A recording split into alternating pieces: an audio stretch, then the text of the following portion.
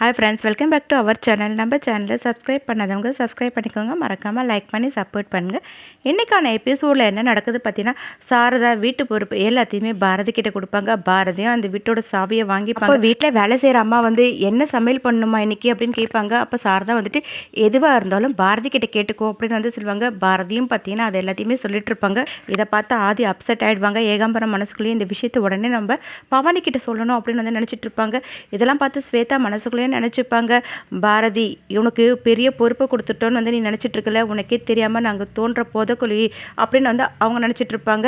எல்லாருமே அங்கேருந்து போயிடுவாங்க. ஆதியும் பார்த்தீங்கன்னா ரொம்ப அப்செட்டாக ரூம்குள்ளே போவாங்க. அப்போ பாரதி போய்ட்டு, என்ன ஆச்சு ஆதி, நான் உங்களை இந்த மாதிரி பார்த்ததே இல்லை, நீங்கள் சிரிச்சுக்கிட்டே இருந்தால் தான் அழகாக இருக்குது, கோவமாக இருந்தால் நல்லாவே இல்லை அப்படின்னு வந்து சொல்லிட்டு இருப்பாங்க. அப்போ ஆதி வந்து, ஏன் பாரதி நீங்கள் இந்த மாதிரிலாம் பண்ணீங்க, அவங்க பாட்டுன்னு வீடு பொறுப்பு அது இதுன்னு சொல்லிட்டு கொண்டு வந்து உங்ககிட்ட சாவியை கொடுத்தா நீங்கள் எதுக்காக வாங்கினீங்க, இது எல்லாமே அவங்க வேணும்னே செய்கிறாங்க தெரியுமா, நீங்கள் ஆஃபீஸ்க்கு வரக்கூடாதுன்றதுக்காக தான் அவங்க எல்லாருமே பிளான் பண்ணியிருக்காங்க, அவங்கள பற்றி எனக்கு நல்லாவே தெரியும் அப்படின்வாங்க.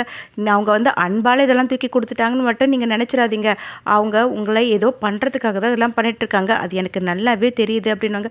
அதை கேட்ட பாரதி வந்து, ஏன் ஆதி இப்படிலாம் நினைக்கிறீங்க, அவங்க ஏதோ ஒரு விஷயம் நமக்கு பண்ணணும்னு நினைக்கிறாங்கல்ல, அதனால் அதை நம்ம வேண்டான்னு மூஞ்சில் அடித்த மாதிரி எப்படி சொல்ல முடியும், ஒரு சிலருக்கு ஒரு விஷயம் பிடிக்கும், ஒரு விஷயம் பிடிக்காது, இப்போ உங்களுக்கு பிடிச்சது எனக்கு பிடிக்காது, எனக்கு பிடிச்சது உங்களுக்கு பிடிக்காது, அந்த மாதிரி தான் இப்போ அவங்க சொல்லும்போது நான் எப்படி வேண்டான்னு சொல்ல முடியும், அது மட்டும் இல்லாமல் என்கிட்ட நம்பி வீட்டு பொறுப்பை கொடுத்துருக்காங்க, அதை நான் பார்த்துக்கணும்ல, அதுவும் இல்லாமல் உங்களுக்கு ஒரு விஷயம் சொல்லட்டுமா, நான் வாசுவை கல்யாணம் பண்ணிட்டு போகும்போது என்னோட அத்தை மாமா யாருக்குமே என்னை பிடிக்கவே இல்லை, ஆனால் இப்போ அவங்க நான் லவ் பண்ணுறதை தெரிஞ்சு எனக்கு அவங்க கல்யாணமே பண்ணி வச்சுருக்காங்க, அதே மாதிரி தான் உண்மையான லவ் இருந்தால் எல்லாத்தையும் மாற்ற முடியும், ஆனால் அது உண்மையான அன்பாக இருக்கணும், நீங்களும் நானும் இருக்கிற மாதிரி அப்படின்னு சொல்லிட்டு இருப்பாங்க.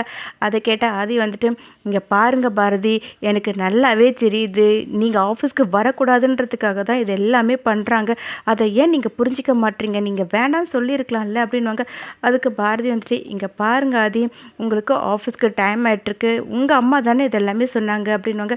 எங்கள் அம்மாவாக இருந்தாலும் எனக்கு இதெல்லாம் சரியாக படலை அப்படின்னு ஆதி சொல்லுவாங்க. உடனே பாரதி வந்துட்டு, சரிங்க ஆதி, நீங்கள் இப்போ கிளம்புங்க, உங்களுக்கு டைம் ஆகிடுச்சு அப்படின்வாங்க. என்னமோ பண்ணுங்க போங்க அப்படின்னு சொல்லிட்டு ஆதி அங்கேருந்து போகும்போது, இருங்க ஆதி, ஆஃபீஸ்க்கு போகும்போது ஒய்ஃப் தான் பேக் எல்லாமே கொண்டு வந்துட்டு பாய் சொல்லி வழி அனுப்பணும் அப்படின்னு வந்து சொல்லிட்டு இருப்பாங்க. அதை கேட்ட ஆதி வந்துட்டு, இது மட்டுமா பண்ணுவாங்க, வேறையும் பண்ணுவாங்களேன்னு சொல்லிட்டு பாரதி கடத்தில் போயிட்டு கிஸ் பண்ணிவிடுவாங்க. அதை பார்த்த உடனே பாரதி வந்துட்டு, சரி வாங்க போகலாம் அப்படின்னு சொல்லிட்டு ஆதியை கூப்பிட்டு வெளியே அனுப்பி பாயெல்லாம் சொல்லிட்டு அனுப்பி விட்டுருவாங்க. இதெல்லாம் மேலே இருந்து சாரதா பார்த்துட்டு, பாய் சொல்லி அனுப்பிட்டுருக்கியா, இன்னும் கொஞ்சம் நாள் உன்னையே பேக் பண்ணி இந்த வீட்டை விட்டு அனுப்புகிறேன் அப்படின்னு வந்து அவங்க நினச்சிப்பாங்க.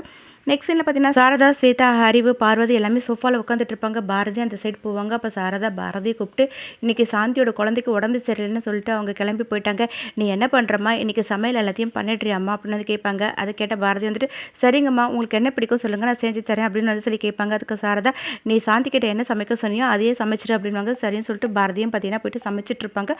அதுக்கப்புறம் பார்த்தீங்கன்னா சமையல் எல்லாமே முடிச்சுட்டு போயிட்டு சாரதா கிட்ட சொல்லுவாங்க. அப்போ சாரதா வந்துட்டு, மா வீட்டில் துணி எல்லாமே இருக்குது, அது கொஞ்சம் வாஷிங் மிஷினில் போட்டு துவச்சிடுறேன் அப்படின்னு வந்து சொல்லுவாங்க. அதை கேட்ட பாரதியும் சரின்னு சொல்லிட்டு பார்த்தீங்கன்னா வாஷிங் மிஷின் துணி எல்லாமே போட்டுட்ருப்பாங்க. அப்போ ஆதி கால் பண்ணிவிட்டு, என்ன பாரதி பண்ணிட்டுருக்கீங்க நீங்கள் அப்படின்வாங்க. நான் ரொம்ப பிஸியாக இருக்கேன்னு வந்து பாரதி சொல்லுவாங்க. சரி நீங்கள் என்ன பண்ணுறீங்க அப்படின்னு வந்து கேட்கும்போது, நானும் ரொம்ப பிஸியாக தான் இருக்கேன். சரி பாரதி, நீங்கள் வீட்டில் இருக்க வேலையெல்லாம் இழுத்து போட்டு செஞ்சுட்டு இருக்காதீங்க, உங்களுக்கு எதனா டிஸ்கம்ஃபர்ட்டாக இருந்தால் என்கிட்ட சொல்லுங்கள், எல்லாமே ஓகே தானே அப்படின்னு வந்து கேட்பாங்க. அதை கேட்ட பாரதியும் வந்துட்டு, நான் ரொம்ப பிஸியாக இருக்கேன், ஒரு பிரச்சனையும் இல்லைன்னு சொல்லிட்டு ஃபோனை வச்சுருவாங்க. பாரதி துணி எல்லாமே வாஷ் பண்ணிட்டு அதை கொண்டு போய் மாடியில் காய வச்சுட்டு சாரதா கிட்ட போய்ட்டு, அம்மா துணியை துவச்சி காய போட்டுட்டேம்மா, சமையலும் ரெடியாக இருக்குது, வந்தால் நீங்கள் சாப்பிட்லாம் அப்படின்னு வந்து கூப்பிடுவாங்க. அப்போ சாரதா சரின்னு சொல்லிட்டு பார்த்தீங்கன்னா பாரதி கிட்ட வந்து, நீ பரிமாறுமா அப்படின்வாங்க. பார்த்தீங்கன்னா பாரதியும் பரிமாறிட்டு இருப்பாங்க. அப்போ சாரதா, அறிவு, ஸ்வேதா எல்லாமே ஒரு மாதிரி பார்த்து சிரிச்சிட்டு இருப்பாங்க. சாப்பிட்டு முடிச்சுட்டு எல்லாருமே வந்துடுவாங்க. திரும்பவும் பார்த்தீங்கன்னா பாரதி வந்துட்டு இருக்கும்போது சாரதா பாரதியை கூப்பிட்டு, எனக்கு காஃபி குடிக்கணும் போல் இருக்குது, கொஞ்சம் காஃபி போட்டு கொண்டு வரியாமா அப்படின்வாங்க. சரின்னு சொல்லிட்டு பார்த்தீங்கன்னா பாரதி காஃபி போட்டு கொண்டு வந்து கொடுப்பாங்க. திரும்பவும் பார்த்தீங்கன்னா ஆதி வந்து பாரதிக்கு கால் பண்ணிட்டு, என்ன பாரதி நீங்கள் சாப்பிட்டீங்களா, என்ன பண்ணுறீங்க எங்கள் பொண்டாட்டி அப்படின்னு வந்து கேட்பாங்க. அதுக்கு பாரதி வந்துட்டு, நான் சாப்பிட்டேன், நீங்கள் சாப்பிட்டீங்களா புருஷா அப்படின்னு வந்து கேட்பாங்க.